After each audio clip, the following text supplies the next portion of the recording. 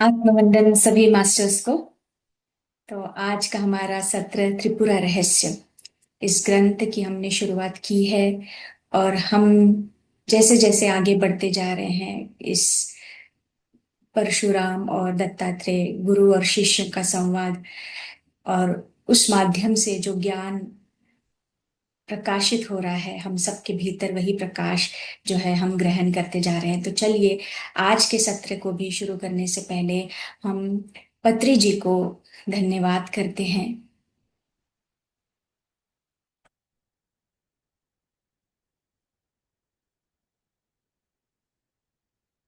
पत्री जी, माँ त्रिपुरा, धन्यवाद करते हुए हम ध्यान करेंगे, 20 मिनट का ध्यान। उसके बाद हम आगे बढ़ेंगे दोस्तों। तो आप सभी अपने सुखमय आसन में बैठ जाएं।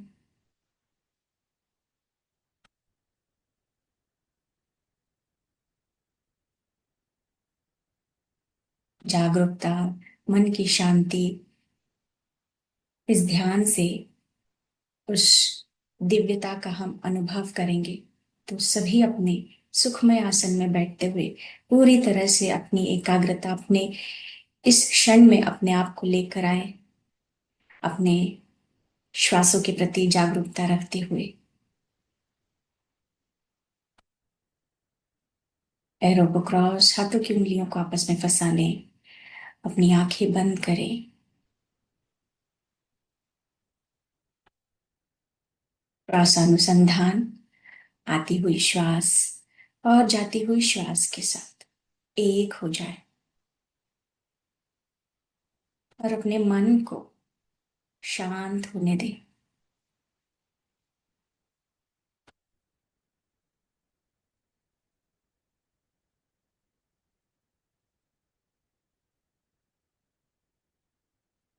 सोच विचार नहीं, सिर्फ आती हुई श्वास और जाती हुई श्वास के प्रति सजग रहें और शांत होते जाएं।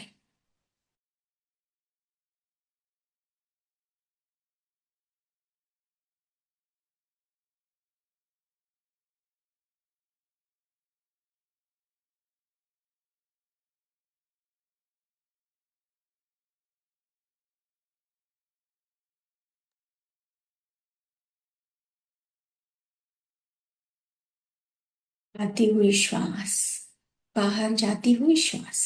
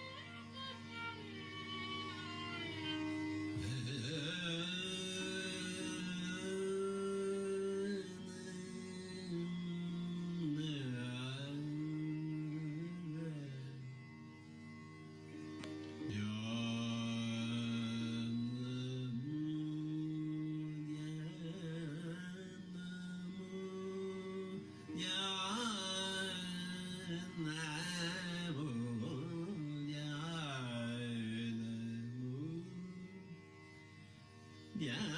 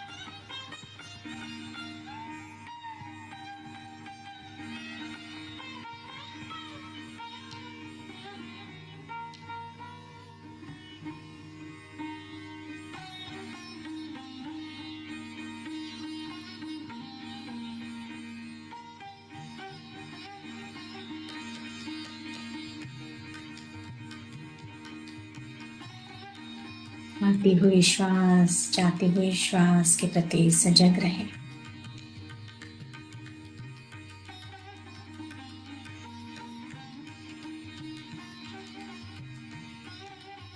और भीतर ध्यान की गहन अवस्था में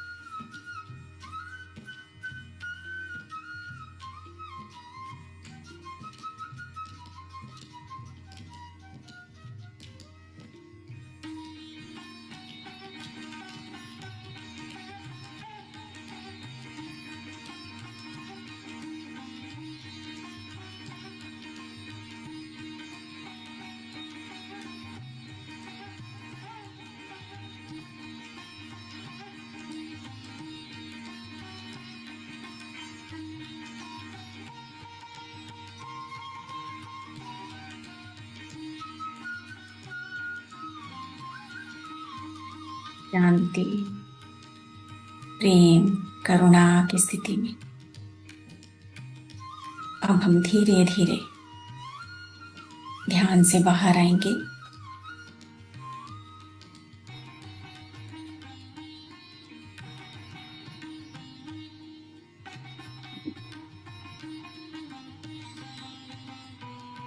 ये अनुभूति को धन्यवाद, दिव्य ऊर्जा को धन्यवाद करते हुए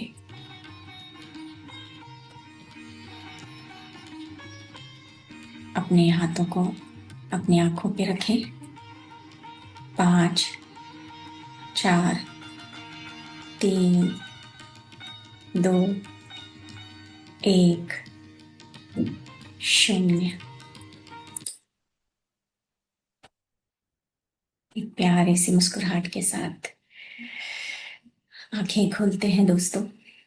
बहुत बहुत धन्यवाद आप सभी का। तो हमारा जो त्रिपुरा रहस्य ग्रंथ, ये जो हमने शुरुआत की है दोस्तों, तो दत्तात्रेय जी और परशुराम जी का जो संवाद है, और जिस माध्यम से दत्तात्रेय जी उन्हें उपदेश दे रहे हैं, त्रिपुरा रहस्य, सत्य का जो आत्म साक्षात्कार हम यहाँ पर कहें, क्योंकि दत्तात्रेय जी जो परशुराम जी के मन में भी यही हलचल या उथल पुथल थी कि मैंने सब कुछ किया, जीवन में जी रहा हूँ, संसार कर रहा हूँ, दिनचर्या कर रहा हूँ। फिर उन्होंने कहा कि मैंने त्रिपुरा महात्म्य, उनकी महानता के बारे में जाना, उसके लिए मैंने साधनाएं की। लेकिन उससे पहले ईश्वर को प्रसन्न, भगवान को प्रसन्न करने के लिए मैं जैसे हम सब भी, कुछ हमारी इच्छा होती है, कुछ कामना होती है, तो हम भगवान से प्रार्थना करते हैं कि ये इसके लिए मुझे मार्ग दिखा दीजिए, ये मेरा कार्य पूर्ण हो जाए। तो ऐसे परशुराम जी ने भी किया। लेकिन अब उनके भीतर ये सवाल उठता है कि सब कुछ मैंने किया, लेकिन मैंने पाया क्या? ये सब करने के बाद मैंने पाया क्या? तो उनको फिर जब ऋषि संवर्त मिलते हैं, क्योंकि हमारा जो पिछला अध्याय था, दूसरा अध्याय, उसका थोड़ा सा मैं आपको बता रही हूँ ताकि आगे हम जो कथा बताई जा रही है तो आप समझ सके कि कैसे ये एक साथ आगे बढ़ते जा रहा है। तो उन्होंने जब संवर्त ऋषि से मिले, तो जब उनसे मिलते ही, जब उनको उनके संपर्क में आते ही उन्होंने देखा इतना तेजोवान, प्रकाशवान और इतनी आनंद की स्थिति में ये ऋषि मुनि हैं। तो ऐसे कैसे कि उनके पास जाते ही जो है मुझे इतना सुखद आनंद मिल रहा है, शांति का अनुभव कर रहा हूं, तो ये कैसे संभव है? तो इसी कारण जो है, जब उस समय संवर्त ऋषि जब उनसे बातचीत कर रहे थे, उन्हें भी इसके बारे में समझा रहे थे, उनके साथ बातचीत हुई, लेकिन परशुराम जी को उस समय समझ नहीं आया। और इसी कारण हेतु फिर दत्तात्रेय जी उनके सामने आए, उनके सामने प्रकट हुए। वो पूरी कहानी शुरुआत से जिन्होंने सुना नहीं है तो मास्टर्स पहले के अध्याय से आप सुनिएगा। तो दत्तात्रेय जी के उन्होंने चरण पकड़ लिए कि मुझे भी जानना है कि इतनी घटनाओं के साथ, ऐसी विलंब जो दुर्लभ परिस्थितियां होती है, इतनी आपदाएं होती हैं, लेकिन वो जो ऋषि मुनि हैं एकदम परमानंद में हैं, तो ये स्थिति कैसे संभव है? तो वहां पर गुरु दत्तात्रेय जी उनको बताते हैं कि जो लोग, मनुष्य जो है, इस संसार में जो भ्रम में, माया में फंस चुके हैं और ऐसे कर्मों के बंधन में अपने आप को उन्होंने फंसा लिया है, जहां इंसान भूल चुका है कि सही गलत भी क्या है, और वह उस प्रकार के कर्म करते जा रहा है, और उसके फल भी मिलते हैं तो भुगतना पड़ता है जो भी कर्म किया है। और मनुष्य जब ऐसे सीमा पर पहुंच जाता है कि जब उन कष्टों का उनको इतना पीड़ा होने लगती है, और वो प्रार्थना करते हैं ईश्वर से कि अभी इस कष्ट से, दुख से मुझे बाहर निकालो, तब वो ईश्वर के प्रति वापस जाते हैं, झुकाव वहां होता है। फिर भक्ति, साधना, क्या क्या करने लगते हैं। तो जब उस समय मनुष्य पहुंचता है, तो किसी न किसी रूप में गुरु उनके सामने प्रकट होता है, क्योंकि मनुष्य अब तैयार है, अब वो जानना चाहता है, इनसे मुक्त होना चाहता है। तो गुरु किसी रूप में भी आते हैं। तो गुरु उनके सामने प्रकट होते हैं, फिर उसके द्वारा आध्यात्म में आगे रखते हैं।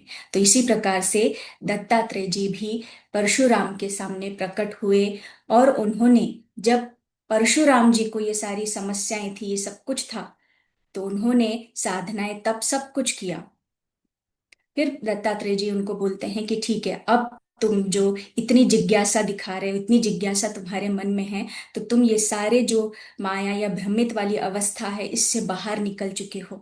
अब आध्यात्म की उन्नति के लिए आप तैयार हो। तो तब उनसे प्रसन्न होकर, हम कहते हैं ना त्रिपुरा देवी के बारे हमने, वो हमारे भीतर है। और जब अवेयरनेस आती है, वो जोत, वो चिंगारी जो है हमारे भीतर प्रकट होती है, यानी वो त्रिपुरा माँ शक्ति, क्योंकि हर पल हर समय हर जगह उपस्थित है। लेकिन जब अवेयरनेस और बुद्धि के साथ जब हम समझ की ओर आगे बढ़ते हैं, तब इस प्रकार से जैसे हम यहाँ पर सत्संग कर रहे हैं, तो हम भी ऐसे जुड़ते हैं। तो चलिए आगे हम अभी कथा को आगे बढ़ाते हैं, और मैं मोनाली जी का स्वागत करती हूँ, जो बहुत ही सुंदर तरीके से हमें इनका एक्सप्लेन करते हैं। वेलकम मोनाली जी। आत्मवंदन आत्मवंदन सभी को। Thank you Rameshwar ji. Beautiful meditation, और बहुत सुंदर तरीके से आपने शॉर्ट में अभी तक के सभी चैप्टर्स को कवर किया। मैं फिर से रिपीट नहीं करूंगी। रामेश्वर जी ने बहुत अच्छे तरीके से अभी तक का कवर कर दिया है। थोड़ा सा पीछे का टच लेंगे कि जैसे हम एक एक अध्याय में जो जो डायलॉग्स हो रहे हैं भगवान के बीच में और परशुराम जी के बीच में, तो अंत में जो हमने सेकंड चैप्टर किया था, उसमें क्या बताया था कि एक निष्कर्ष पे आते हैं कि मुक्ति का मार्ग क्या है। तो परशुराम जी जब ये पूछते हैं दत्तात्रेय जी से कि फिर बताइए मुक्ति का मार्ग क्या है, मेरी वो शाश्वत आनंद स्थिति वो मुझे कैसे मिलेगी, मुझे वो बताइए। तब भगवान ने कहा कि विवेक पूर्ण, यानी जागृति, अवेयरनेस।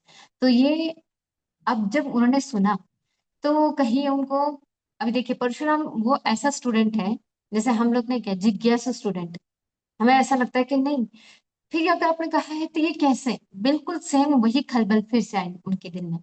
उन्होंने कहा कि गुरुजी आपने जो कुछ बताया बहुत अच्छा, मैं समझ भी पा रहा हूँ, कनेक्ट भी कर पा रहा हूँ। फिर से उन्होंने इस तीसरे चैप्टर में अब यही सवाल किया कि फिर भी मुझे ऐसा लगता है कि ये ऐसा कैसे हो सकता है कि एक विवेकपूर्णता के साथ रहते हुए मैं मुक्ति के मार्ग को पा सकता हूँ, या इसमें ऐसा क्या है, मुझे बताइए। और अगर ऐसा है भी, तो मैं इतने दिन तक क्यों अनअवेयर रहा, क्यों नहीं मुझे ये मिला। और मेरे से तो मेरे को और ये प्रश्न पड़ रहा है कि जो लोग इसको अभी जानते भी नहीं है, वो लोग इससे तो कितने अनजान है, तो ऐसा क्यों, ऐसा उनका कहना है। अब देखिए ये क्वेश्चंस कितने सही है। हम जिस अभी वर्ल्ड में रह रहे हैं, 3D वर्ल्ड में, एक ही घर में एक है कि जो इन सब बातों को समझता है, दूसरा है कि उनको इन सब बातों से कोई मतलब उनको ऐसा लगता है क्या चल रहा है ना, बिल्कुल भी उसमें उनको कोई ऐसा कनेक्टिविटी फील नहीं होती जो हम फील करते हैं। वाई? बिकॉज हर एक इंसान की अपनी यात्रा चल रही है, उसकी अपनी ओन कॉन्शियसनेस अवेयरनेस के हिसाब से। तो यहाँ परशुराम जी बिल्कुल वही स्टेटमेंट यूज करते हैं कि यह कैसे होता है और इसका तात्काल कारण क्या है, क्या यह स्वाभाविक है जैसे किसी वीर के लिए साहस, यदि हाँ तो फिर यह सभी को क्यों नहीं पाया जा सकता, क्यों नहीं मिलता, सबको क्यों नहीं मिलता। हमें लगता है ना कि पूरा विश्व फिर से वो करुणामय हो जाए, प्रेम आ जाए, पर वो हर जगह वैसा सेम नहीं है। कहीं हम देखते हैं कि हमें हमें इस बात की अवेयरनेस है कि करुणा ही हमारा प्योर स्वरूप है, लेकिन कहीं हम राग द्वेष देखते हैं, ईगो देखते हैं, ये क्यों? क्योंकि उनकी अंडरस्टैंडिंग उस लेवल तक की है। तो परशुराम जी जानना चाहते हैं कि ये सब सबके लिए क्यों नहीं है, और अगर मैं भी, मेरे लिए अगर आज आया तो इससे पहले मुझे क्यों नहीं जानने को मिला। तो बहुत सुंदर उत्तर दिया भगवान ने कि सुनो राम, अब मैं तुम्हें मुक्ति का मूल कारण बताता हूँ। ये हम सबके लिए एकदम कनेक्टेड है। और उन्होंने कहा, बुद्धिमानों की संगति ही समस्त दुखों को समाप्त करने का मूल आधार है। यानी कि आज जितने भी लोग हम बैठे हैं या हम इससे कनेक्ट हो रहे हैं, कोई भी स्पिरिचुअल अपने जो हम लोग रोजमर्रा की जिंदगी में कुछ ना कुछ कोर्स देखते हैं या अपने लोगों के साथ जुड़ते हैं, एक सत्संग का ग्रुप जुड़ा होता है, ऐसे अलग अलग इससे जुड़े रहते हैं, तो इसका मतलब क्या है, हमारी संगति सही दिशा की तरफ जा रही है। तो गुरु दत्तात्रेय जी भी यही कहते हैं कि आपकी संगति में ही निहित है आपकी यात्रा, आपकी आत्मा की उन्नति। तो जिस संगति में आप रहोगे उसी संगति का असर आपके जीवन में दिखने लगेगा। तो आगे वो ये कहते हैं कि केवल संतों की संगति को ही परम कल्याण का मार्ग कहा है। तुम्हारा सन्मत ऋषि के साथ संपर्क ही तुम्हें इस ज्ञान की अवस्था तक लाया है। होता है ना अपने लाइफ में भी, एक ही कोई तो बंदा अपने लाइफ में आता है और ऐसे एक टिंच, ऐसे एक लाइट लगा करके चले जाता है, पता भी नहीं चलता, लेकिन बाद में याद आता है अच्छा उसके आने का रीजन ये था अपने लाइफ में। चाहे वो कोई भी, अभी जैसे सनवर्त ऋषि जी आए तो उन्हें सिर्फ वो मिले, उन्हें ये भी याद नहीं कि मुझे उन्होंने क्या कहा था, बट एक चिंगारी जला दी उनके अंदर कि भाई हाँ ये कुछ तो है। उन्होंने वही देखा कि उनके पास वो आनंद है, तो ये आनंद तो मुझे भी चाहिए, ऐसा आनंद कि जिसमें कुछ भी उस आदमी के पास नहीं, क्योंकि वो दुनिया का सबसे ज्यादा सुख संपन्न व्यक्ति दिख रहा है, सबसे ज्यादा आनंदी दिख रहा है। तो ये ही अपने लाइफ में भी कोई ना कोई तो ऐसा आ जाता है जो हमें इस मार्ग में ला करके छोड़ के चले जाता है, हमारी ही उन्नति के लिए। इसलिए हम कहते हैं कि जो कुछ होता है वो निर्धारित होता है, सही वक्त पे और सब नीति के अनुसार होता है। तो यहाँ पे सन्वर्त ऋषि को मिलने का कारण गुरुजी ने बताया हमको कि इस वजह से ही आज तुम मुक्ति की इस पूर्व अवस्था में हो। जो मुक्ति की पूर्व अवस्था है, जब कोई व्यक्ति संतों के पास पहुंचता है तो वो वे उस परम हित का उपदेश देते हैं। क्या किसी ने कभी महान उपलब्धि प्राप्त की है बिना बुद्धिमान संगतों संगति के? सही बात है। जब तक हमें कोई सही मार्ग दिखाने या हमारे साथ वाले लोग, हमारे कंपेनियन अगर सही नहीं होगी तो हम कैसे आगे बढ़ेंगे? स्कूल में भी देखो, पढ़ने वाले बच्चों का क्या होता है कि उनका एक ग्रुप होता है, सारे पढ़ने वाले बच्चे एक साथ दिखेंगे, और जो बिल्कुल जिनको पढ़ने में रुचि नहीं है, मज्जा मस्ती करने में है या किसी को टॉन्ट करने में, तो उनका अपना एक ग्रुप होता है। मतलब कहने का अर्थ ये है कि हम जिस संगति में रहते हैं हम वही गुणों को कैप्चर करते हैं। तो यहाँ पे परशुराम जी को कैसे समझाया दत्तात्रेय जी ने कि बुद्धिमानों की संगति ही से ही आपकी उन्नति संभव है, उसके बगैर हो सकती है क्या? नहीं। हम कितने भी महापुरुषों का अगर हमने बैक लाइफ स्टोरी देखा तो उनकी लाइफ में ऐसे ही संगति से उनके जीवन पे होते हुए परिणाम हमने देखे। तो इस तरीके से संगति को बहुत बहुत इंपॉर्टेंस दिया है भगवान ने। हम किस संगति में रह रहे हैं, हम कैसे सोच विचार रख रहे हैं, कितनी सारी बात है। देखिए अगर एग्जाम्पल, आपके कोई फ्रेंड है, अभी एक फ्रेंड है मेरी जैसे रामेश्वर जी, मैं जब भी उनसे बात करती हूँ तो मुझे ना बहुत ही एक क्या बोल सकते हैं, ऐसा लगता है कि मेरी कॉन्शियसनेस रेज हो गई है, क्योंकि हमारी बात ही उस लेवल पे होती है। वही अगर मैं किसी एकदम गृह, मतलब अपने जो नहीं क्या हाउस वाइफ है, जैसे फ्रेंड्स है, उनके साथ बात करूं तो वही बोलेंगे मेरी सासू का ऐसा हुआ, मेरा फैमिली का ऐसा हुआ, मेरे घर में ये हुआ, मेरे बच्चों का ये हुआ। तो हम बिल्कुल उसी जोन में चले जाते हैं। देखो ये शिफ्ट होते हुए अपने दिमाग में अपने को फील भी होता है। अगर हमारी उस लेवल तक अंडरस्टैंडिंग आती है, हो गई है, तो हमें ये फील भी आता है कि हाँ, इससे पहले तो मेरी सोच कहाँ तक थी, एक हाई लेवल की थी, और जैसे मैंने इनसे बात की तो मेरी जो विचार करने की शक्ति है वो नीचे आ गई। हम उस चीज को फील कर पाते हैं।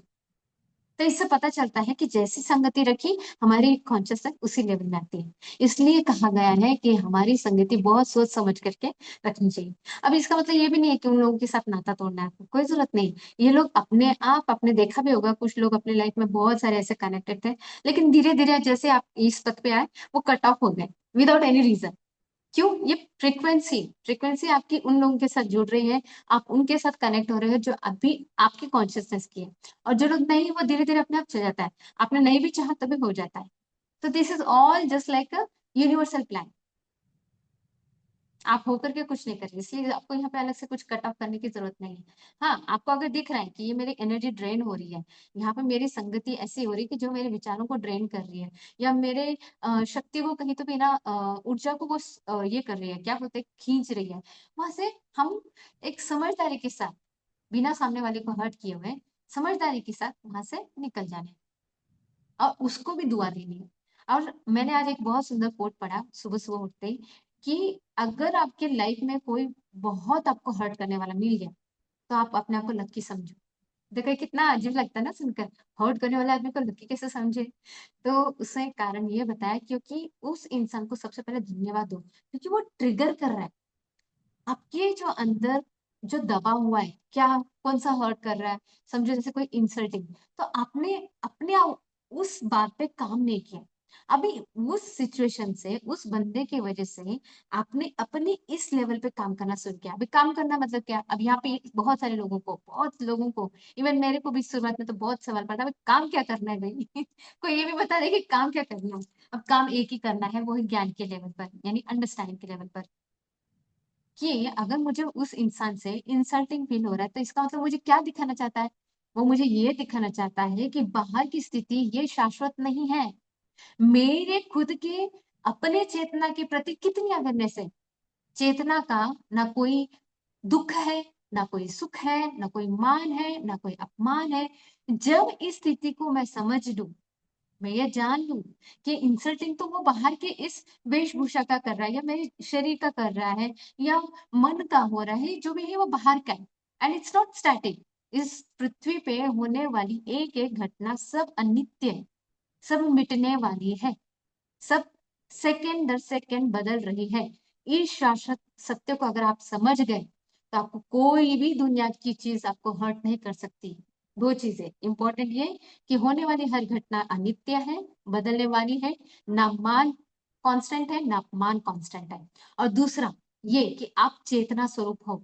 आप वो चेतना है जिसे अग्नि जला नहीं सकती, है ना? हम गीता में सुनते हैं ना, जिसे अग्नि जला नहीं सकती, जिसे वायु उड़ा नहीं ले जा सकती, जिसका कोई कुछ नहीं कर सकता, जो पूरा लिप्त है, पूरा लिप्त है, जो साक्षी है, जो इतना डिवाइन है कि उसकी डिविनिटी को हम एक्सप्लेन नहीं कर सकते, वो आप खुद हो।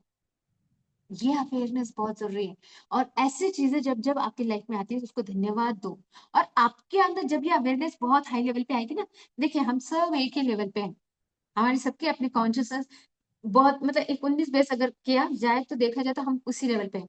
लेकिन मैं खुद के अंदर अभी शिफ्ट देख रही हूँ, क्योंकि मेरे साथ भी ऐसे इंसिडेंट्स होता है, क्योंकि हम 3D लेवल में जी रहे हैं। हमें सेम सेम जैसे सत्संगी लोग हर जगह नहीं मिलते हैं। लेकिन आपके अंदर कितना शिफ्ट आया, ये चेक कर सकते हैं आप। कि कोई आपको हर्ट कर रहा है, तो वो कितने बार आपको ट्रिगर किया। देखिए ना, पहले यही चीज अपने पास साथ होती थी कि कोई सारा बात भी ना करे तो भी दिन भर हम सोचते थे, होता था या नहीं? बहुत पहले की देखो, अपनी सोच कैसी थी, कोई बात भी ना किया। मैं स्कूल की बात बता रही, मेरे को आज भी याद है। कोई ज्यादा मुझसे बात भी नहीं किया, मेरी फ्रेंड जिसको मैं इतने दिन से अभी अच्छा अच्छा कह रही थी, मेरी फ्रेंड फ्रेंड कह रही थी, अगर वो थोड़ी सी भी बात नहीं किया, कुछ हिसमुस गया, तो भी हम उसको दिन भर लेकर के चलते थे। धीरे धीरे हमारी कॉन्शियसनेस कैसे शिफ्ट हुई, एक अंडरस्टैंडिंग लेवल बढ़ गई कि हाँ बाबा, फ्रेंड्स आते हैं, लाइफ में चले जाते हैं। तो इस तरीके से धीरे धीरे जैसे स्पिरिचुअलिटी में आए, तो एक अंडरस्टैंडिंग हमारी इस लेवल पे बढ़ गई कि ये सब जो हो रहा है अच्छे के लिए हो रहा है। देखिए यहाँ तक आती है, देखिए अपने डायलॉग्स कैसे कैसे अपग्रेड हो रहे हैं। अब जिस लेवल पे मैंने आपको अभी ये समझाया, ये अपग्रेडेशन बहुत हाई लेवल का है। तो मैंने खुद ने अभी इंसिडेंट देखा, कल ही की बात, कल नहीं, आ, यस कल की ही बात है, कल की ही बात है। मेरे साथ वो इंसिडेंस हो गया, लेकिन मैंने उसको काउंट किया कि मेरे दिमाग में कितने बार आ रहे हैं, 1 2 3 4। I was literally observing my self, and मुझे अंदर से ही खुद को एक दिला ऐसा लगा, शाबाश किया है, अरे वाह वेरी नाइस। कि मैं जो अभी तक ज्ञान, जो विवेकपूर्ण हमने अभी कहा, दत्तात्रेय जी क्या बोलते हैं, मुक्ति का मार्ग है विवेकपूर्ण, यानी विचारशील। आप अवेयरनेस में कितने हो?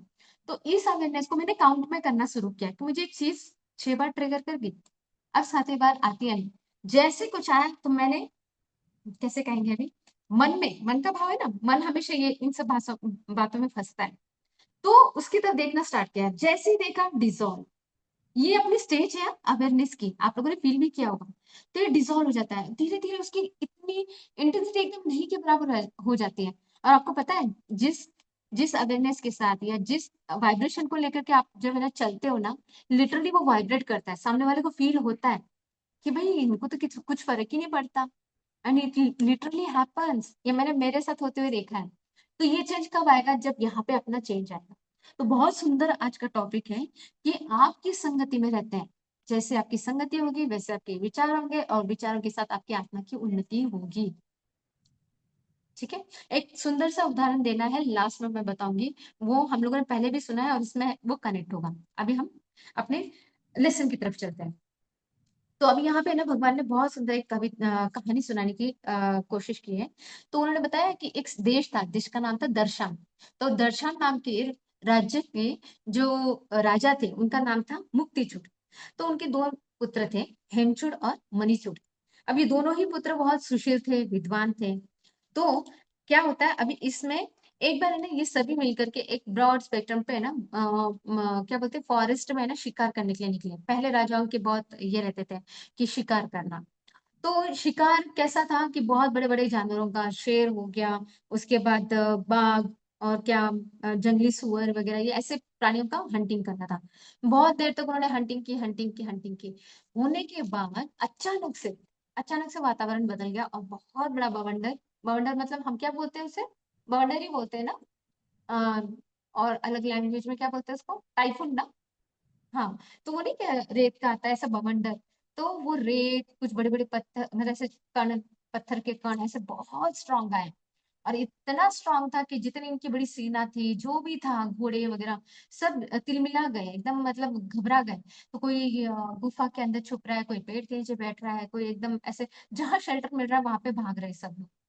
अब इस इंसिडेंस में क्या होता है, मतलब ये इंसिडेंस को उन्होंने कैसे पिक्चराइज किया कि पूरा जो पर्वत है उसके आजू बाजू पूरा अंधकार हो गया, पूरा अंधेरे से ढक गया, इतना बड़ा बवंडर था। तो ऐसे सिचुएशन में क्या हुआ, अब जो अपना हेमचूड़ ये राजा है, तो ये राजा क्या करता है, ऐसे भटकते हुए एक जगह जाता है जहां पे उसे सुंदर है ना फलों के वृक्ष दिखाई दिखाई देते हैं और एक आश्रम दिखाई देता है। वो सोचने लगता है इतनी सुंदर जगह, ये इतना अच्छा आश्रम कहाँ से आ गया, इतने सुंदर फूल फल। मतलब उस समय तक ऐसा समझ लीजिए कि वो बवंडर जैसे शांत आ गया हो गया। और फिर बाद में जैसे उन्होंने देखा कि इस आश्रम में कौन है, तो जैसे ही एंट्री की तो उन्होंने इतनी सुंदर कन्या को देखा कि जिसका शरीर पूरा सोने की तरह चमक रहा था। इतनी रूपवती थी कि जैसे इतनी सुंदर कि बस मनमोहक, जिसे देख करके हेमचूड़ एकदम शांत हो गया, मतलब शांत मतलब ऐसे मंत्रमुग्ध हो गया। उसे लगा कि ये कौन है, इतने घने जंगल में इतनी सुंदर कन्या है तभी कौन। तो फिर उसे रहा नहीं गया, उसके मुंह से भर भर क्वेश्चन, आप यहाँ कैसे रहती हैं, आप अकेली रहती है क्या, फिर कौन है आपके साथ, ऐसे सारे सवाल उनके मुंह से निकलने लगे। और ये जो कन्या थी, इनका नाम हेमलता था। अब ये कन्या देखती है कि ये इंसान अभी बवंडर वगैरह इस सिचुएशन से इफेक्टेड है, तो वो उसको बताती है, हेमचूड़ को बताती है, आप अपना घोड़ा उस खजूर के पेड़ को बांध दीजिए और आइए अंदर। तो फिर वो उन्हें खाने के लिए थोड़ा सा मेहमान नवाजी। और हाँ, उस समय के जो लोग थे, कितनी पोलाइटनेस और कितनी हॉस्टिलिटी, मतलब बोलते समय वो बोलते कि अतिथि देवो भव, आप अतिथि है, आइए, आपका सत्कार करना ये अच्छे लोगों की पहचान है। तो इस तरीके से वो बताती है, और उनका वो बोलना भी इतना सुंदर कि वो सिर्फ देखता ही रहता है हेमचूड़। और फिर वो फ्रूट्स लेती है, फिर जूस देती है, खाते पीते हैं और थोड़ा शांत हो जाता है।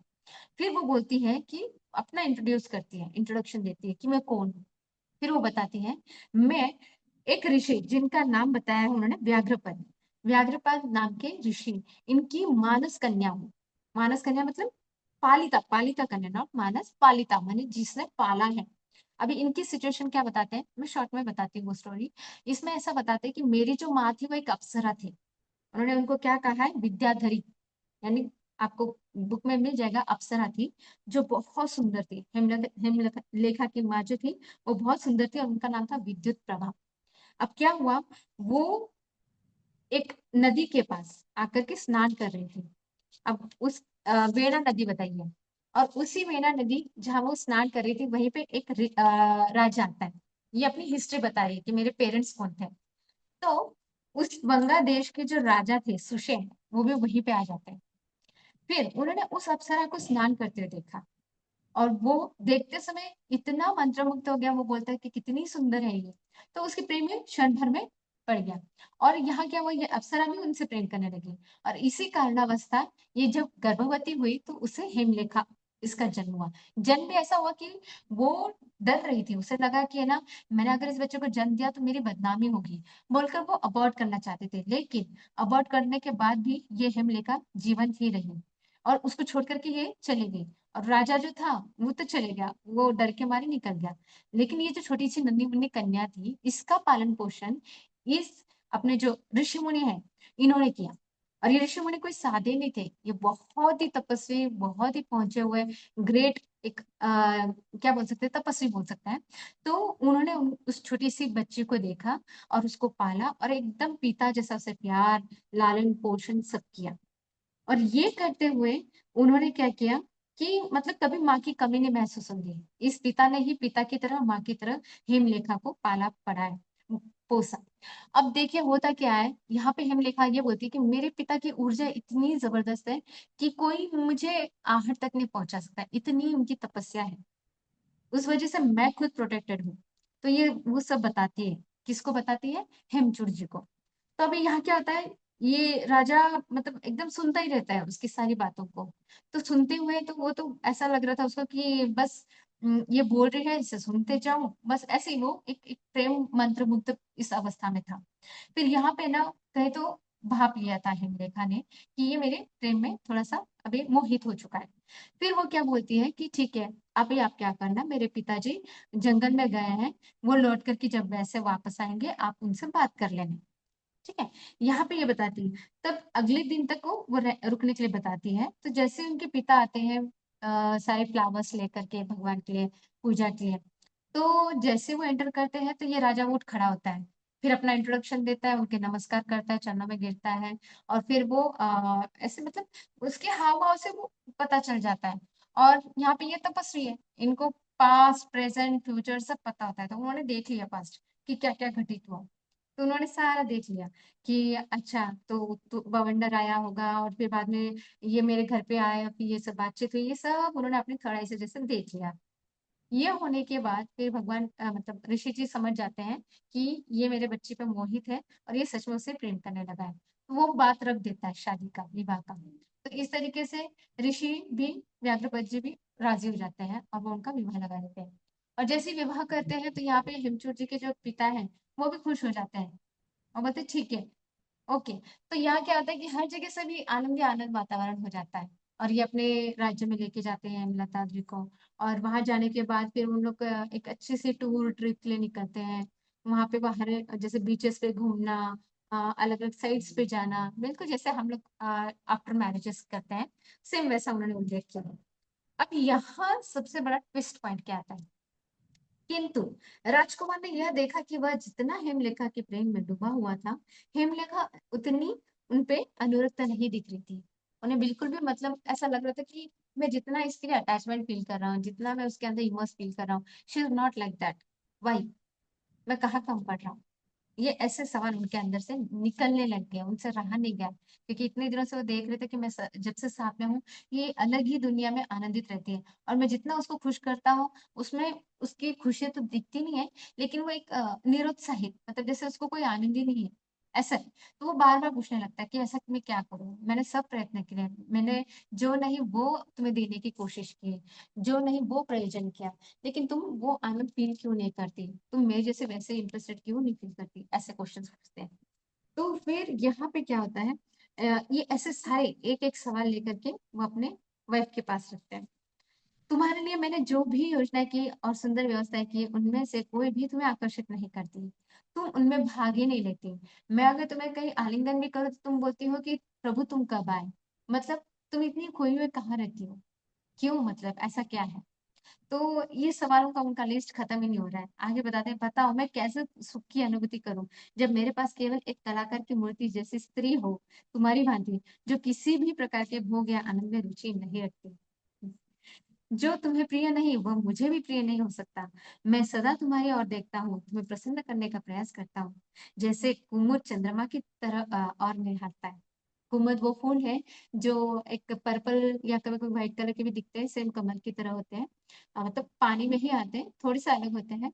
जैसे कमल कैसे सूर्य को देख कर के प्रफुल्लित होता है, सेम ये रात की चंद्रमा में कुमुद ये फूल खिलता है, तो वो अपने आप को उस अलंकार के साथ जोड़ रहे हैं कि मैं तुम्हारी तरफ निहारता हूँ, लेकिन तुम हो के कोई आकर्षण ही फ़ील नहीं करते, ऐसे। फिर यहाँ पे क्या बताया है कि बोलो प्रिय, तुम ऐसी क्यों हो? तुम तो मुझे अपने प्राणों से भी अधिक प्रिय हो। मैं तुमसे विनम्र प्रार्थना करता हूँ, कुछ कहो और मेरे चित्त को शांति दो। तो ये तीसरा चैप्टर यहीं पे थोड़ा-सा उसमें स्टॉप हुआ है। अभी इसी के साथ त्रिपुरा रहस्य के बुद्धिमानों की संगति की महिमा पर आधारित खंड तीसरा अध्याय ये समाप्त होता है। अभी आगे जब आप ये पढ़ोगे ना, ये बहुत ही इंटरेस्टिंग जाता है, बहुत ही सुंदर, और स्टोरी में स्टोरी जाती है। तो ये अपना आज का तीसरा अध्याय हो गया। और जैसे मैं आपको शुरुआती में ही कहा था कि मैं आपको कुछ तो बताने वाली हूँ। तो मैं ये कहने वाली थी कि देखिए मास्टर्स, अभी जैसे हमने संगति की बात की, तो संगति ऐसी चीज है कि वो विचार, हम लोगों के साथ जिन लोगों के साथ उठना बैठना है, हमारे कंटिन्यूसली जो थॉट चलते हैं, उसमें आप देखिए, पहले खुद को ऑब्जर्व कीजिए कि मेरी मेजोरिटी ऑफ थॉट्स क्या है। मैं सांसारिक विचार ज्यादा करता हूँ या मेरे वो थॉट्स है जो मेरी चेतना को लेकर के हैं? ये दोनों की तरफ जब आप अवेयर रहते हो और अगर आपको समझ में आया कि मेरे चेतना के प्रति खूब अवेयरनेस है, तो क्या होता है पता है, जो मैं इंपॉर्टेंट पॉइंट अभी डिस्कस मतलब शेयर कर रही हूँ आपके साथ, आपने ये सुना हुआ है, मैं फिर से रिपीट कर रही हूँ कि मृत्यु के समय में, आखिरी क्षणों में, जो हमारी विचारों की गति होती है, जो विचार होते हैं, बिल्कुल ठीक उसी के ऊपर हमारा अगला नेक्स्ट बर्थ डिपेंड होता है। मैंने यहाँ तक सुना है कि वो लास्ट वाला जो थॉट होता है ना, अपने लाइफ में कितने भी अच्छे पॉजिटिव थॉट किए हो, ठीक है, वो आपके संकलित है, लेकिन लास्ट मोमेंट का जो थॉट होता है ना, वो आपके रीबर्थ या क्या कौन से घर में बर्थ या जो कुछ भी है, वो उसके ऊपर डिपेंड है। यानी आप समझ रहे हो आपकी कॉन्शियसनेस कितनी इंपॉर्टेंट है। आप क्या लेवल का सोच रख रहे हो। अगर आपने डर को रखा है तो डर लेकर के आप दूसरे जीवन में आओगे और उधर से ही आपकी यात्रा शुरू होगी। आप समझ रहे हैं। बहुत इंपॉर्टेंट है कि हमारा आखिरी क्षण ये अवेयरनेस में जाए। इस टॉपिक के बारे में अगर हमने बात करना शुरू किया ना, बहुत ही सुंदर है ये। क्या, देखिए, मौत अनप्रडिक्टेबल है, कभी भी आ सकती है, किसी को भी आ सकती है, क्योंकि मौत किसकी हो रही है, शरीर की हो रही है। ये जैसे आया है वैसे ही जाएगा। लेकिन इस अवेयरनेस के साथ कि मृत्यु भी क्या है, क्या है, इस शरीर की, मेरी नहीं है। और अगर हमने उस मृत्यु शैया पे रहते हुए, वो चाहे तो कौन सी भी अवस्था में हो, अगर हमने ये जान लिया कि ये होने वाली हर एक अवस्था अनित्य है, ये जो हो रहा है ये शरीर पे हो रहा है, मुझ पे इसका कोई असर नहीं, मैं वही हूँ जो साक्षी हूँ। अगर इस अवेयरनेस के साथ अगर ये देह हम त्यागते हैं, इस चेतना के साथ हमारी अगर देह त्यागने की अवस्था होती है, तो आगे की सदगति बहुत ही मतलब सुंदर तरीके से निश्चित है। तो दो चीजें हमारे खुद के लाइफ में, आज के जीवन में इम्प्लीकेट करने जैसी है, वो है इम्पोर्टेंट कि हमारी चेतना ज्यादातर कहाँ है। मैं ये नहीं कहती कि सांसारिक चीजें करो ही नहीं, उसके बारे में सोचो ही नहीं, ऐसा नहीं, करो, पर उसको कितना इंपॉर्टेंट देना है। और चेतना की तरफ होना मतलब शून्य अवस्था, निर्विकार स्थिति, निर्विकार, निर्विकल्प और निर्विचार, ये तीनों बहुत इंपॉर्टेंट है। निर्विकार मतलब जहाँ पे आपके कोई भी विकार जन्म नहीं ले रहे, काम, क्रोध, मोह, मत्सर, है ना। और निर्विकल्प मतलब कोई आपको ऐसा ये नहीं कि मुझे ये चाहिए, ये नहीं चाहिए, संकल्प, निर्विकल्प, एकदम जीरो। और निर्विचार मतलब हमारे अंदर कंटिन्यूसली थॉट प्रोसेस की जो मशीन चलती है ना, वो भी स्टॉप। जब ये अवस्था होती है यानी आप खुद से जुड़े होते हो। समझ रहे हो ना। ये बोलने के लिए हो गया, लेकिन आप खुद के ऊपर इम्प्लीकेट करो कि जब हमारी विचार शून्य अवस्था होती है तो हम खुद के साथ जुड़े होते हैं। तो जब हम उस चेतना में होते हैं ना, तो हमारी चेतना उस आत्मा की स्थिति में रहती है। तो हमारी प्रगति अब उस दिशा में जा रही है क्या, ये हमें देखना है। ये शॉर्ट चैप्टर था, लेकिन भगवान हमें यही समझा रहे हैं कि हमारी संगति कैसी है उस पे हमारी आत्मा की उन्नति डिपेंड करती है। तो this was all about this third chapter master. Thank you so much. Over to you Rameshwar ji. Thank you, बहुत बहुत धन्यवाद। बहुत ही सुंदर तरीके से आपने बताया। मैं कुछ बोलूं उससे पहले, मास्टर्स आप में से कोई कुछ कहना चाहते हैं तो, या प्रश्न है या कुछ शेयर करना चाहते हैं तो आप अनम्यूट कर सकते हैं या हैंड रेस कीजिएगा।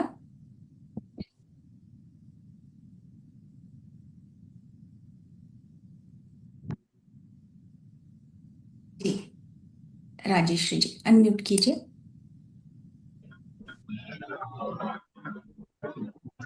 Thank you. आत्मवंदन। आत्मवंदन। आप बोलें। बहुत सुंदर, बहुत ही बढ़िया आपने एनालिसिस इतना अच्छा कवर किया। मैं आज फर्स्ट टाइम सुनी हूँ इसको। बाकी के जो दो अध्याय हैं तो वो यूट्यूब से देखती हूँ, तो पर मैंने इसके बारे में सुन के रखा हुआ था, ये जो त्रिपुरा रहस्य। दत्त गुरु मेरे गुरु हैं। मैं मराठी फैमिली बिलोंग करती हूँ तो उनको बहुत मानती हूँ। और उनका एक जो पीठापुरम में जो उनका एक अवतार हुआ था, है ना, तो वो जो बुक है ना, वो तेलुगु में, संस्कृत में, तेलुगु में थी और मराठी में थी। और क्योंकि मैं हिंदी भाषी हूँ, मतलब मेरी सारी पढ़ाई हिंदी में हुई है, तो मैं ये चाहती थी कि ये इतना सुंदर संकलित जो एक बुक है वो सबके पास पहुंचना चाहिए, तो मैंने उसको हिंदी में खुद ट्रांसलेट किया है इनका। तो बढ़िया बढ़िया। अभी अभी जब आप ये बता रही थी ना, तो मैं इतनी कनेक्ट हो गई थी, मेरी आंखें ही नहीं खुल रही थी। मैं पूरे टाइम आंखें बंद करके आपने जितना बताया है ना वो पूरा डीप में गई थी और पूरा आंखें बंद करके ही सुना। आपको बहुत बहुत धन्यवाद। बहुत सुंदर, बहुत धन्यवाद।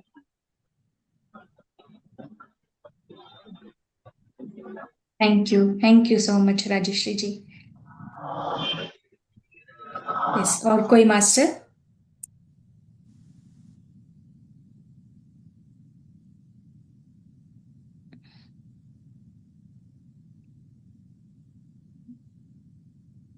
मैं अनम्यूट का ऑप्शन सभी को दे रही हूँ। अगर कोई कहना चाहते हैं तो अपने आप को अनम्यूट कर सकते हैं फ्रेंड्स।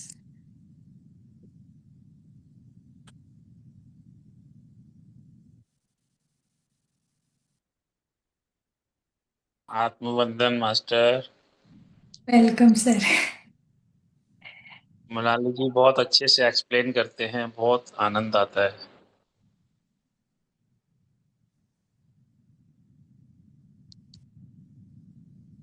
जी थैंक यू बंसी जी। बंसी जी कह रहे थे ना? हाँ जी मास्टर। हाँ, थैंक कहने यू को सो मच। बस उम्मीद करता हूँ मैं, मतलब लाइव में कई बार आ नहीं पाता, समय की कुछ ऐसी सिचुएशन होती है। टाइम आपका ऐसा है कि इस टाइम में मेरे पास 3-4 जूम मीटिंग्स होती हैं कई बार, जी जी, उसमें मुझे थैंक यू। थोड़ा सा यूट्यूब पे देखना पड़ता है। थैंक थैंक यू यू, आप मास्टर। आज आप जुड़े, थैंक यू। जी सर। Thank you. हेलो, प्रेम प्रणाम आप सभी को। बहुत बहुत प्रणाम Monali ji. Thank you so much Rameshwari ji. बहुत बहुत खुशी हो रही है, इतना सुंदर आप लोग टॉपिक लेके आए हो, इतना अच्छा आप ज्ञान दे रहे हो ना। तो मैं तो थोड़ा लास्ट में ही जुड़ा हूँ, बट मैं ये टॉपिक देख के दत्तात्रेय जी का वो सुन के मैं जुड़ा कि चलो क्या डिस्कशन चल रहा है, बहुत अच्छा। सबसे बड़ी बात तो इसी बात की बधाई है कि इतना गहरा टॉपिक सुनने के लिए और सुनाने के लिए आप लोग आए हैं, ये है ना। तो हमारी चेतना कितनी लेवल पे जा रही है, ये अच्छी बात, इस बात का संकेत होता है। तो बिल्कुल। बहुत अच्छी बात है ये। दत्तात्रेय भगवान का बहुत अच्छा शिक्षा है, जैसे उन्होंने सभी को गुरु बना लिया अपना, है ना। चाहे पेड़ पौधे हों, चाहे कीड़े मकोड़े हों, चाहे कोई भी हो, उनके सारे 24 गुरु बताए ना, इतने गुरु हैं जी उनके। जी। हम्म, और नाथ संप्रदाय में उसके बाद जो आई एम दैट लिखी ना बुक इनकी, वो आई एम दैट बुक मैंने सर्वदत्त, अच्छे से पढ़ी, हाँ, सर्वदत्त जी। विषयदत्त जी की। तो मुझे बहुत अच्छी वो अट्रैक्ट किया है, उससे बहुत कनेक्ट हुआ हूँ मैं। और उसको मैंने पढ़ा और उसके बाद मुझे मेरी चेतना बहुत बहुत फायदा हुआ, उससे मुझे बहुत एडवांटेज मिला। तो इसमें मैं अभी तो टाइम हो गया है अपना, 10 बज गए हैं, फिर कभी जुड़ेंगे तो अच्छे से और डिस्कस करेंगे इसको, थोड़ा गहराई से सूक्ष्मता से। मैं अपनी शेयरिंग भी दूंगा इसमें, है ना। जैसे अभी आपने बताया बिल्कुल। कि हमारा निर्विचार, निर्विकार, और कैसे हम इसको साधें, है ना। तो बहुत अच्छा जा रहा है आप लोगों से ही कि बस बहुत अच्छा है, इसको करिए कंटिन्यू। और इसमें बहुत सरलता से होता है, इतना कठिन नहीं, सरलता से होता है। मेरा जो होना है, मतलब मेरा मतलब हम सबका, आप सबका, हम सबका, हमारा जो होना है वो वो हमारा हायर सेल्फ है, हमारा होना, है ना। तो जो बोल रही थी मोनाली जी कि वो कभी नहीं मरता, तो वो एक्चुअली वही हम हैं, हमारा होना ही हम है, होनापन। लेकिन जो हमारी पर्सनैलिटी सेल्फ है, जो हमारी पर्सनैलिटी सेल्फ है, वो हमारा लोअर सेल्फ है। और उसकी, वो हमेशा चेंज होता रहता है। मरता तो बाद में है, लेकिन हमेशा मर रहा है वो। ये मत सोचो कि वो एक डेथ पे ही मरता है, वो अभी भी मर रहा है। आज रात में मरेगा, हम 4D में जाएंगे, है ना। आज हम 5 साल पहले कुछ और सोचते थे, आज कुछ और सोच रहे हैं। 5 साल पहले हमारी बॉडी कुछ और थी, आज हमारी बॉडी कुछ और है। तो हम देखा जाए तो चेंज तो हो ही रहे ना। तो वहां पर भी, मृत्यु में भी चेंज ही होता है। और हमारा होना कभी चेंज नहीं होता, मेरा होना कभी चेंज नहीं होता। जैसे अभी आप याद करो 5 साल पहले, 10 साल पहले आप थे कि नहीं थे? सभी लोग थे। 5 साल पहले भी थे हम, 10 साल पहले भी हम थे, बचपन में भी हम थे। तो हम तो कंटिन्यू है ना, हमारा होना कंटिन्यू है, उसमें कोई चेंज नहीं है। अब वो नहीं मरता है, वो होनापन नहीं मरता है, तो होनेपन के भाव में स्थित होना है, जो कि ऑलरेडी है। और वो होके हम क्या होता है, हम पर्सनैलिटी में आए हुए हैं, वहां पर हम रोल कर रहे हैं। ये उस रोल में हम इतने ज्यादा संलग्न हो गए हैं कि हम रोल को ही अपनी आइडेंटिटी, ट्रू आइडेंटिटी समझ लेते हैं। यस।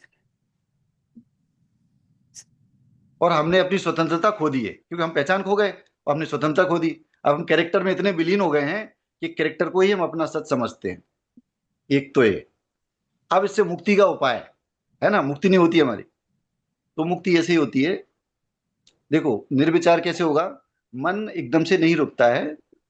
आपने को इच्छाएं कम करनी है, अपने को डिजायर्स कम करनी है, सिंपल। इच्छा रहित मन निर्विचार अपने आप हो जाता है, और निर्विकार भी अपने आप हो जाता है। विचार नहीं हटाना है, मन को नहीं मारना है किसी को। मन रहेगा, मन एज ए इंस्ट्रूमेंट रहे अपना, मतलब मन को हम उपयोग करें। हाँ, कि मैंने करना है तो मैं करूंगा, सोचूंगा, मुझे मैंने दिमाग दिया है भगवान ने, मैं सोचूंगा उसको, क्यों नहीं सोचूंगा? नहीं मारना है उसको, लेकिन डिजायर्स को समझना है, डिजायर्स को कम कर देना है। तो अपने आप ही, अभी देखो सब लोग बैठे हैं, सोचो कि हमारी क्या इच्छा है, क्या इच्छा, क्या विचार आते हैं। तो वो इच्छाएं हैं छोटी छोटी, वो इच्छाएं। यहाँ तक कि ये भी इच्छा है कि मुझे कुछ और मिल जाए, जैसे हमें भगवान मिल जाए, जैसे हमें निर्वाण मिल जाए, जैसे हमें ज्ञान मिल जाए, आत्मज्ञान मिल जाए। ये भी एक डिजायर, इच्छा है। इसको भी हमें ड्रॉप करना होगा, क्योंकि आप ऑलरेडी वही हो जो आप होना चाहते हो। समझ रहे हो? इस पर श्रद्धा आना है, इस पर विश्वास आना है, ट्रस्ट आना है। हमें ट्रस्ट नहीं है, हम कुछ सोचते हैं कि हम कुछ और है। हमें लगता है नहीं, मैं तो अभी इंसान हूं, जीव हूं। मैं इंसान नहीं हूं, जीव नहीं हूं, मैं ही आत्मा हूं, है ना। मैं परमात्मा का प्रकट प्रकट स्वरूप हूं। जैसे पत्री जी है, वैसे ही हम हैं। वो जान गए, हम जान रहे हैं, इतना ही अंतर है बस। थैंक यू बहुत मास्टर, ज्यादा सुंदर। समय नहीं लूंगा, बहुत बहुत फिर बहुत बात करेंगे। सुंदर। Thank you so much sir. Thank you so much. बहुत सुंदर से बताया आपने, बहुत बहुत धन्यवाद। Thank you sir. मैं थोड़ा सा यहाँ पे ना आपको थोड़ा सा यहाँ पे ऐड करना चाहूंगी। जैसे आपने कहा कि इच्छा को मारना है या इच्छा नहीं रखनी है, तो देखिए वो है ना, वो भी एक स्टेज है। मारने की ही जरूरत नहीं पड़ती। अगर आप है ना ये त्रिपुरा रहस्य के ना आगे के चैप्टर्स में बने रहोगे ना, तो इसकी सत्यता जब आप जान लोगे, मतलब जैसे कह रहे हो ना कि ये इच्छा अभी भी है, उसकी सत्यता को जान जाओगे ना, तो इच्छा अपने आप अंदर से खत्म होगी। आपको पता है ये हेमचूड़ ना बिल्कुल हमारी तरह कॉमन मैन है, उसकी ऐसी ही इच्छा रहती है। लेकिन जब जैसे उसकी वाइफ उसको आईना दिखाना शुरू करती है, अपने आप उसके अंदर वो अवेयरनेस आ जाती है कि ये इच्छा भी तो वेस्ट है। वो जिस बॉडी के लिए इतना फील कर रहा था, वो अपने आप को इतना ग्रेट फील कर रहा था, या उसके वाइफ के लिए जितना अट्रैक्टेड था, वो एकदम खत्म हो गया। Because he came to know the reality. इसलिए कहा गया है विचारशील। सभी जो स्पिरिचुअलिटी का सार है वो ज्ञान है। जैसे रामेश्वर जी ने भी पहले भी बताया, ज्ञान है, विचारशीलता है, उसी को हम अवेयरनेस कह रहे हैं आज के लैंग्वेज में। तो जैसे अवेयरनेस आती है ना, इच्छाएं अपने आप खत्म होती है। देखिए अभी हम लोग जितने भी प्लेटफॉर्म में बैठे हैं, आज अगर है ना कहीं बाहर है ना धूम धड़ाका होगा ना, अपने जैसे लोग जाते ही नहीं है। हमें पता है ये क्या है उसमें वो आनंद नहीं आता। पर एक 10 साल पहले हमें उसमें आनंद आता था, क्योंकि तब हमारी कॉन्शियसनेस अलग थी। आज हमारी कॉन्शियसनेस शिफ्ट हो गई है, हम अपग्रेड हो गए हैं। हम ये जान चुके हैं कि उस चीज में मिलने वाली जो आनंद की अवस्था है वो टेम्पररी है।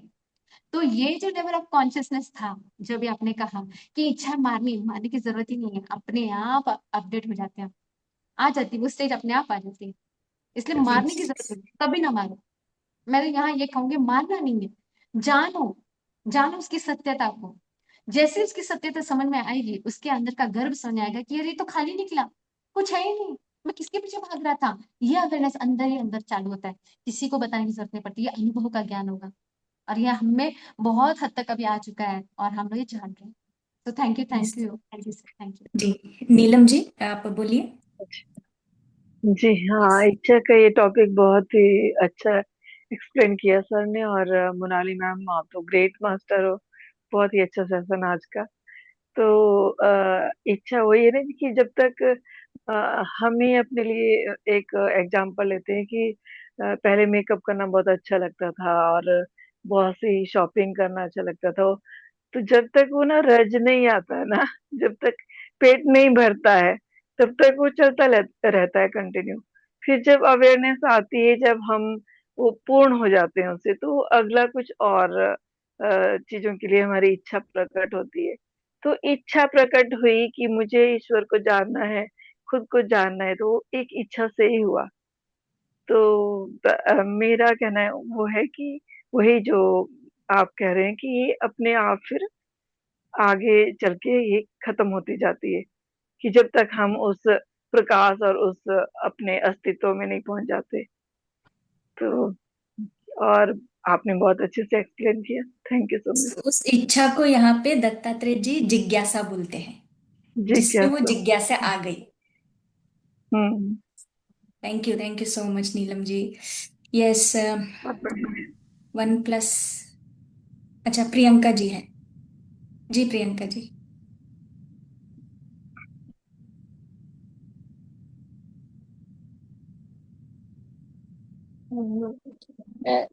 थैंक यू मैम, बहुत अच्छा आपने बताया। और मैं बुक को भी बहुत थैंक यू बोलूंगी। और कहीं ना कहीं अभी मैं बीच में टच हट गया था, पर फिर से क्या कहते हैं, रामेश्वरी मैम का लिंक, जूम लिंक पर मैंने कहा ये नई बुक है क्या, मैंने ज्वाइन करके देखा। बहुत उससे नहीं किया कि मुझे ऐसी सुननी है, मैंने कहा लाओ कर लेते हैं ध्यान। पर अब याद रहता है कि ये बुक आ जाएगी, इसका अगला चैप्टर आएगा। एक अंदर से ये रहता ना इसका अगला चैप्टर भी सुनना है। और मैं रामेश्वरी मैडम को भी बहुत थैंक यू बोलूंगी जो इन नई बुक इन्होंने शुरू की है। और आपको भी मैम बहुत थैंक यू बोलूंगी। और जब से मैं इस ध्यान में, मैं तो अभी बहुत नहीं आई हूँ, मुझे 2 ही साल हुए हैं, मेरा कुछ ब्रेक डाउन था, उस ब्रेकडाउन में ही मैं आई हूँ। और मुझे अपने ब्रेकडाउन से लगता था पता नहीं है क्यों मेरे साथ ही हुआ, पर उसके बाद ही मैं इसमें आई हूँ। और हर दिन मैं देखती हूँ कि कभी कभी मुझे लगता है ये मेरे अंदर चेंज हुआ है, पर ये कैसे हुआ, क्यों हुआ और कब हुआ, ये नहीं पता लग रहा है मुझे। अपने अपने जैसे कुछ चीज मुझे पहले जल्दी बुरी लगती थी, अब नहीं लगती है। या कुछ मैं पहले ज्यादा खुश होती थी, अब उस चीज में मैं ज्यादा खुश नहीं होती हूँ। पहले मैं ज्यादा दुखी होती थी, अब मैं नहीं होती हूँ। तो फिर बहुत टाइम तक मैं ये सोचती कि शायद मेरा एक ब्रेकडाउन हुआ है, तो कोई माइंड से संबंधित कुछ ऐसा हुआ है जो मैं डॉक्टर को दिखाऊं। मुझे बहुत टाइम तक ऐसा ही लगता था कि हो सकता है कुछ ऐसा हुआ हो, मुझे किसी डॉक्टर को दिखाना हो। या फिर अब वो सब कुछ सही है, फिर भी मैं देखती हूँ कि कुछ ना कुछ सेकंड का, आप 100वां हिस्सा मान लीजिए, हो रहा है परिवर्तन। कैसे हो रहा है, क्यों हो रहा है, कब हो रहा है, कुछ पता नहीं लग रहा है। इस बारे में बताएंगे सर या मैडम, कोई लोग?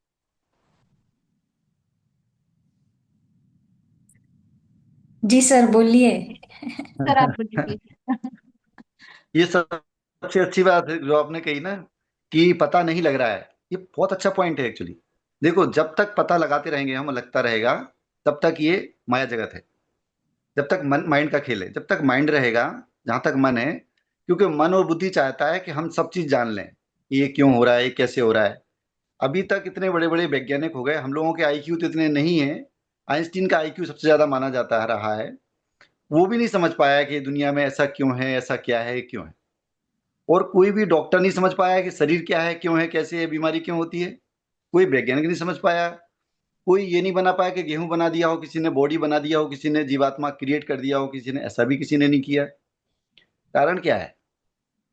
कारण ये है कि ये जो जगत है ना, ये हमारी चेतना से प्रकट हो रहा है। हमारी चेतना से ये प्रकाशित हो रहा है। हमें लग रहा है कि संसार में हम आए हैं, लेकिन नहीं, हमसे संसार आया है। हमसे संसार प्रकट हो रहा है। मतलब हम रिफ्लेक्टर, हम एक प्रोजेक्टर हैं। वो पूरा संसार हमसे प्रकट हो रहा है। जब हम अपनी बुद्धि बंद करते हैं, मन बुद्ध करते हैं, जैसे हम सो जाते हैं, तो हमारा संसार उस समय गायब हो जाता है। और हम नया संसार प्रकट कर लेते हैं सपनों का। है ना? तो ये सबूत है इस बात का। तो समझ में नहीं आएंगी चीजें, समझ में नहीं सर आएंगी क्या हो रहा एक जी चीज और पूछनी थी कि जैसे पहले किसी चीज में इंटरेस्ट होता था, अब उस चीज में इंटरेस्ट नहीं हो रहा है, ये भी इसी का भाग है। बिल्कुल इसी का भाग है। ये क्या होता है, जब हमारी कॉन्शियसनेस चेंज होती है ना, चेतना में अपग्रेडेशन होगा, तो निश्चित रूप से पुराना पैटर्न ब्रेक होगा, है ना। पुराना जो पैटर्न है जैसे वो ब्रेक होगा। जी। हम सोचते हैं कि पुराना पैटर्न वैसा ही चलता रहे, सब कुछ वैसा ही चलता रहे, लोग भी हमसे ऐसा ही एक्सपेक्ट करते हैं, समाज भी, परिवार भी।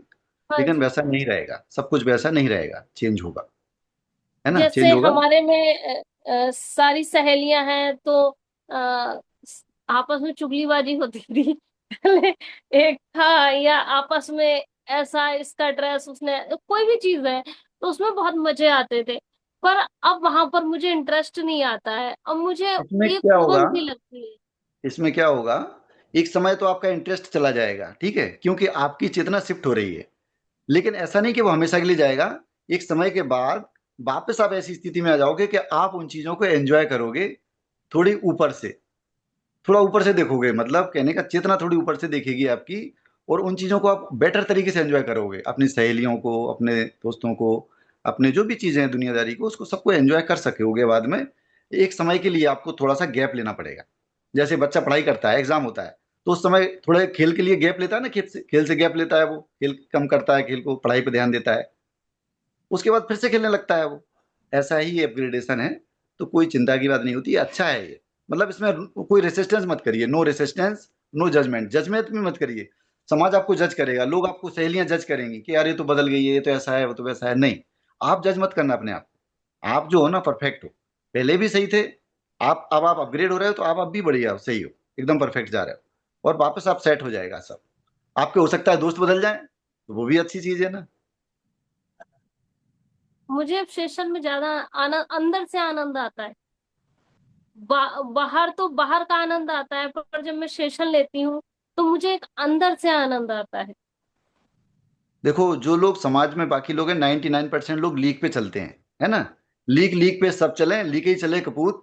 और लीक छोड़ तीन ही चले, शायर सिंह सपूत। तीन लोग ऐसे होते हैं जो लीक छोड़ के चलते हैं, पुरानी कहावत है। तो हम लोग जो है ना, लीक छोड़ के चले हैं ना। तो ये चैलेंजेस हमें लगते इसलिए आते हैं कि माया में हम, हमें लगता है कि हम गलत तो नहीं है, हमें अपने ऊपर डाउट होता है, यार कहीं हम तो गलत नहीं है। 99% लोग बोल रहे हैं ये ऐसा है, तू ऐसा कर रहा है, ऐसा कर रही है, ये वो गलत है, कुछ नहीं है, बहुत सारी चीजें। लेकिन ये रास्ता ऐसा नहीं है जो महापुरुषों ने बताया, जो ऋषि मुनियों ने बताया, जो पतंजलि जी ने बताया, जो दत्तात्रेय भगवान बता रहे हैं, ऐसा नहीं है। हम विष्णु भगवान और राम भगवान होने वाले हैं यहाँ पे, है ना। हमारा रास्ता अलग है। भगवान राम को ही वनवास हुआ, सबको तो नहीं हुआ वनवास, है ना। सब तो राजा बन के बैठ जाते हैं, लड़ते हैं झगड़ते हैं, बैठ जाते हैं वहीं पे। तो हमारा रास्ता थोड़ा डिफरेंट है, बट एक्साइटिंग है बहुत ज्यादा, है ना। हम थोड़ा डिफरेंट है और हम उसको एंजॉय वापस कर पाएंगे, ऐसा नहीं है, कुछ दिक्कत नहीं है उसमें। आप अपने ऊपर कॉन्फिडेंस रखिए, अच्छा हो रहा है जो भी हो रहा है। Thank you. Thank you. Thank you जी। Thank you. Thank you Priyanka ji, आपके प्रश्नों की वजह से और भी आंसर्स मिले हैं। Thank you so much. Thank you sir. जी राजेश्री जी।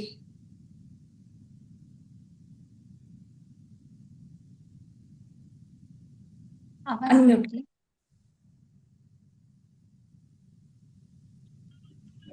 अब आ रही है आवाज मेरी? जी। मैं ये बोलना चाह रही थी प्रियंका जी को, जैसे जैसे आपकी एनर्जी शिफ्ट होगी ना, डेफिनेटली आपके फ्रेंड चेंज होंगे। ये 101% सही बात है कि आप जिस फ्रीक्वेंसी में रहेंगे ना, आपको फिर उसी फ्रीक्वेंसी के लोगों के साथ में आप एडजस्ट होंगी। उससे कम या ज्यादा वालों के साथ में आपका बैलेंस नहीं बनेगा।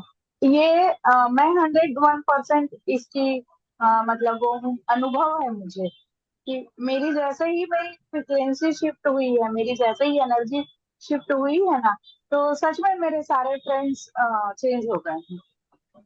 मैं पहले जिस फ्रिक्वेंसी में थी वहां पर उसी फ्रिक्वेंसी वालों के साथ में मेरी फ्रेंडशिप थी। अभी मेरी एनर्जी अपग्रेड हुई है, तो मैं हायर एनर्जी वालों के साथ में मेरी फ्रेंडशिप है, और उनकी एनर्जी के, उनकी फ्रिक्वेंसी के साथ में मेरी फ्रिक्वेंसी मैच हो रही है। और जो अभी आप जो बोल रही थी कि हमारी सहेलियों के बीच में वो जो चुगली चाड़ी और ये सब, और ये एक जो महिलाओं का जो एक नेचर होता है ना, कि साड़ी में तो गहने में, मतलब बोला जाता है ये कि महिलाओं को सिर्फ उसी में इंटरेस्ट होता है, कपड़ों में, गहनों में, या फिर करना ये सब।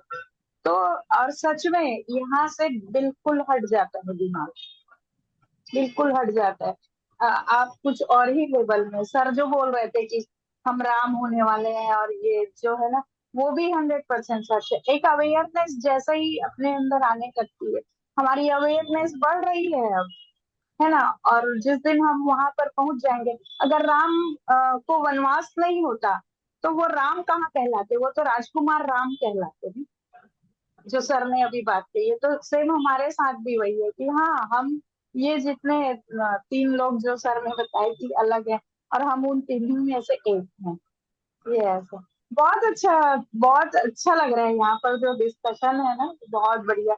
आप सबको बहुत बहुत धन्यवाद, सर को भी बहुत धन्यवाद। Thank you Rajshri ji, thank you. और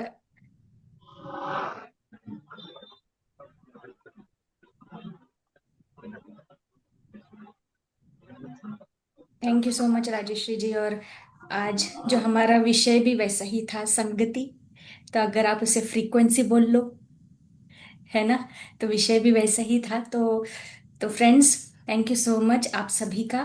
और तो ऊर्जा, जागृति, और हम जैसे बात कर रहे हैं, तो उसी अनुसार आगे की कथा में और भी इसी को, जो आज हेमचूंड और हेमलेखा का है, तो इसी कथा में, इसी कहानी में किस प्रकार से वो परिवर्तन के बारे में बात कर रहे हैं, और जिस ज्ञान की बात कर रहे हैं, आप आगे कहानी के रूप में उसे समझेंगे।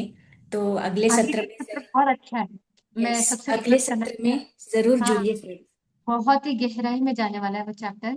और जैसे अभी इन्होंने कहा ना, प्रियंका जी ने, कि मुझे पता नहीं चल रहा है, ये सब पता चल जाएगा आगे के चैप्टर में। बहुत सुंदर से डिस्क्राइब किया है कि चेतना कैसे शिफ्ट लेती है।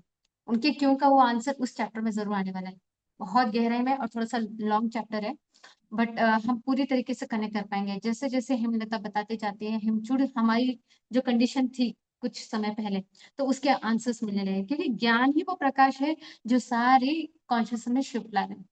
तो हम लोग जितना भी चर्चा किए, ये हमारे सबके अपने कॉन्शियसनेस शिफ्ट होने की वजह से है। ये अभी आज तो हम समझ गए। आने वाले चैप्टर में सब लोग जुड़िए, बहुत अच्छा लग रहा है। आज देखिए ना, इतनी अच्छी उपस्थिति देख करके वो संगत का जो टॉपिक था, वो सच में रंग आया। थैंक और यू। मैं हर हर सेशन में रामेश्वर जी को थैंक्स करती हूँ, और आज भी उनको बहुत ग्रेटिट्यूड करती हूँ कि उनकी वजह से इतना सुंदर टॉपिक आया है। और इम्पोर्टेंट बात यह है कि उन्होंने, पता नहीं, मतलब मुझे उसके लिए एक छोटा सा, एक क्या बोल सकते हैं, मुझे वो सेवा करने का मौका दिया। I am so much grateful to you Rameshwar ji and this platform and all of you. Thank you so much. उपस्थित वही त्रिपुरा जो साक्षी है, वही लाती है, तो उन्होंने किया है। तो बहुत बहुत धन्यवाद आप सभी का, आप जितने भी यहाँ पे जुड़े हैं, और आज हमारे साथ जो यूट्यूब पे भी साधक सभी जुड़े हैं, उन सभी को मैं दिल से धन्यवाद करती हूँ। Thank you friends, thank you. शुभ रात्रि।